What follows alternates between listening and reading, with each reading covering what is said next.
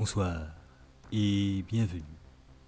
Me revoilà bien vite par rapport à mon habitude pour la suite annoncée de la vidéo C-Dojo numéro 16 où nous allons continuer à décrire les blocs de code nécessaires au fonctionnement de notre jeu.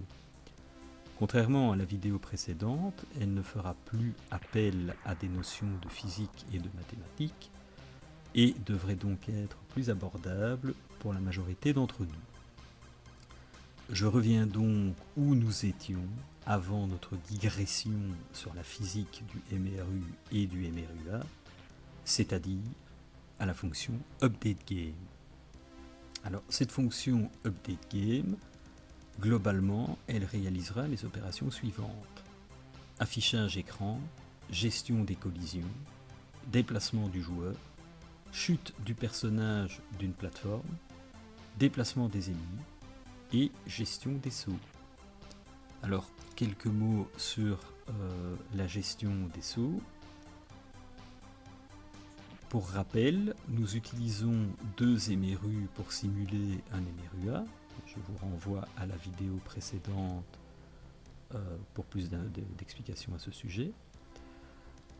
On peut avoir des sauts courts dans les deux directions, gauche ou droite, qui permettent de sauter au-dessus d'un crabe ou d'attraper une pièce de réponse, ce que j'appelle les coins, ça veut dire pièce en anglais pour ceux qui ne le savent pas. Mais ce sont des sauts qui ne permettent pas de passer d'une plateforme à l'autre. Et donc pour ça, il faut aussi parler du saut vertical, qui lui est simplement un saut vertical, comme son nom l'indique, c'est-à-dire qu'il n'est pas orienté dans une ou l'autre direction. Le personnage va juste sauter sur place.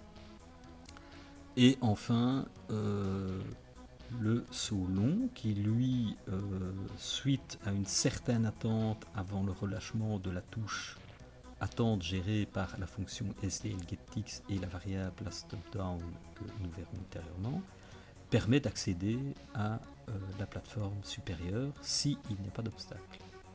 Et ensuite, le saut cassé, qui est un saut long cassé, comme son nom l'indique, au cas où, par exemple, un obstacle empêcherait le singe de passer à l'autre plateforme. Donc ce que je propose de faire, c'est peut-être d'entrer à présent dans le code, le vif du sujet. Alors j'espère que le code est visible, au cas où vous pouvez toujours évidemment accéder à ce code sur mon GitHub. On a de toute façon les numéros de ligne ici qui correspondent à ce qu'il y a sur le GitHub.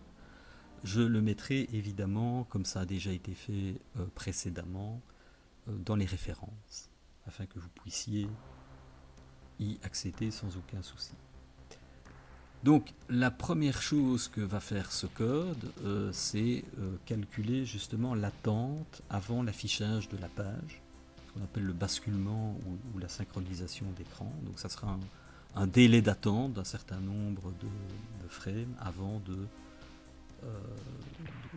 passer au rafraîchissement suivant.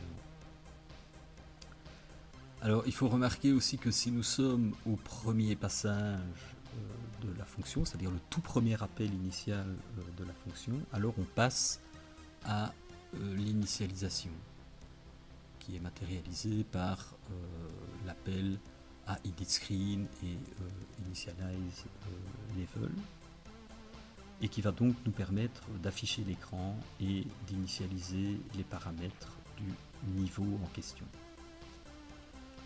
On va ensuite afficher les chiffres en fonction de leur position définie dans les variables globales de niveau. Donc ça, on ne le verra pas ici, c'est fait dans l'initialisation. Et on pourra ensuite tester la collision avec un chiffre ou un crabe, c'est ce qui se fait au moyen de la fonction ici, à l'appel de fonction isCollidit, comme on voit ici. Et puis on va tester deux modes relativement importants. Donc d'abord, si on est en mode non-saut, c'est-à-dire que si, je l'ai expliqué précédemment, le bit de saut n'est pas activé, donc on est dans cette séquence de if, nous ne sommes pas en saut, nous sommes en marche normale. On va checker la direction, par exemple pour la direction droite ici.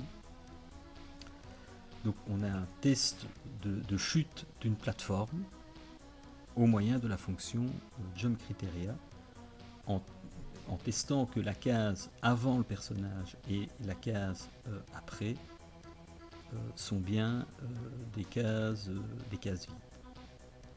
Ça permet d'éviter un bug de détection. Ça veut dire que la chute se fera vraiment quand la case de devant est vide et quand la case juste derrière lui vient de passer à une case vide. On quitte la plateforme. La fonction jumpCriteria que nous avons définie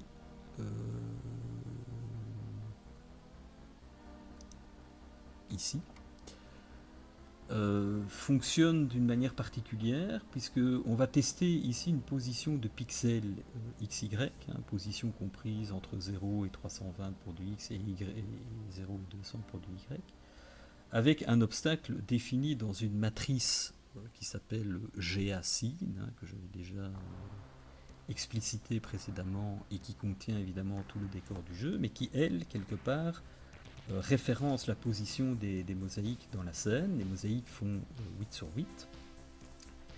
Et donc ici, on est sur une position plutôt dite de caractère, c'est-à-dire on va travailler de 0 à 40, par exemple, la coordonnée X. Et donc ce qu'on va faire, on va simplement diviser les coordonnées du joueur, augmenter d'un offset X ou Y pour voir à quel endroit on va observer, si on est devant le personnage ou derrière le personnage, et on divisera ce résultat par 8. Donc on fera une division entière qui donnera la position d'une case, donc une mosaïque, qui, je le rappelle, fait 8 pixels sur 8, dans une des 40 cases de la matrice en X, et des 20 cases de la matrice, ou 25 cases plutôt de la matrice en Y. L'offset X permet de regarder devant le personnage, c'est ce qu'on a ici, le IDX X qui est ajouté, et le IDX Y c'est l'index ou l'offset, et l'offset Y permet de regarder soit au niveau de la tête du personnage ou au niveau des pieds du personnage. On pourra regarder au-dessus ou regarder en dessous. Et la fonction va donc retourner vrai s'il n'y a pas d'obstacle, sinon elle retourne faux. Et vous pouvez remarquer le mode verbose qui permet d'afficher un curseur et une forme de i, simplement un petit i, et qui permet dans ce cadre d'appel d'afficher la position de ce curseur pour nous indiquer à quel endroit le personnage regarde et à quel endroit l'offset a été positionné. De plus, en mode verbose, on va ajouter toute une série d'informations sur la position X, la position Y, la conversion dans la grille et tutti quanti. Vous aurez compris que ces informations sont évidemment utilisées pour du debugging. Dans le cadre normal du jeu, on n'utilisera pas évidemment le mode verbose positionné à 1. Donc, j'en profite aussi pour faire un petit aparté sur la fonction moveMonkey. Alors cette fonction détecte en accord avec la direction donnée, c'est-à-dire qu'elle va incrémenter ou décrémenter la position du personnage et vérifie que l'on a atteint les limites de l'écran. C'est ce qu'on peut observer ici. Donc si j'accrémente en fonction de la direction le nombre de pixels du personnage, et je check en même temps si cette valeur est supérieure à 304 qui est la limite écran, et bien à ce moment-là je vais simplement forcer la valeur à 304, c'est-à-dire que je vais empêcher le personnage d'aller plus loin. Mon espace ici, on est dans une topologie limitée et on ne pourra pas dépasser. Contrairement à certains jeux comme Mario ou Pac-Man, nous ne sommes pas dans une topologie cylindrique. Dans Pac-Man ou Mario, le personnage peut revenir au début de l'écran quand il a traversé le fond de l'écran. Ici, nous limitons les déplacements. Alors, il faut remarquer aussi qu'à chaque déplacement, on incrémente un compteur de costume que l'on remet à 0 à chaque fois qu'il atteint 4. Donc ça, c'est un petit peu l'idée ici, le compteur de costume que vous voyez là. Et nous utilisons le modulo 3, donc le reste de division qui va prendre 0, 1 ou 2. Chaque fois qu'il dépassera 3, ce modulo reviendra, nous redonnera systématiquement le reste de la division qui ne pourra pas lui dépasser 3 évidemment, et il nous permettra d'alterner systématiquement les costumes. Bon, cette réalisation est faite par le modulo. On aurait pu utiliser un if classique, dire if costume est plus grand que 3, on le force à revenir à 0. Voilà. C'est une autre façon, peut-être un peu moins classique, mais qu'on retrouve souvent dans la programmation en C ou dans la programmation de jeux vidéo. C'est l'utilisation du modulo.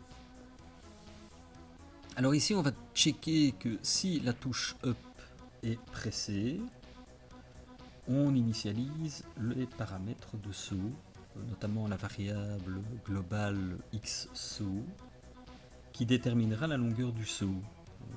Dans notre cas, ça sera d'office 48 pixels, c'est une valeur arbitraire que nous avons définie. Soit en partant de 0 si le saut se fait vers la droite, ou en partant de la valeur 48 si le saut se fait vers la gauche. Dans ce cas-là, on décrémentera évidemment la position de saut par rapport à cette fameuse longueur de 48 pixels. Dans le même temps, si les touches gauche et droite ne sont pas enfoncées lorsque la touche Up est pressée, alors on est dans un saut de type droit, c'est-à-dire un saut vertical. Et donc la variable globale Jump Direction est positionnée à CEP Jump Up, ce qui signifie que le personnage sautera à la verticale. Dans le cas contraire, la direction de saut sera définie par celle du personnage lorsque la touche Up passera à Down. De plus, toujours dans le cadre de la touche Up enfoncée, la variable globale Last Up Down est initialisée à l'instant courant. Si la touche Up n'a pas été relâchée, ceci nous servira de base pour mesurer un appui long sur la touche ou un appui court et donc déterminer le type de saut long ou court. Voilà, donc ce sont un peu les techniques que l'on emploie ici.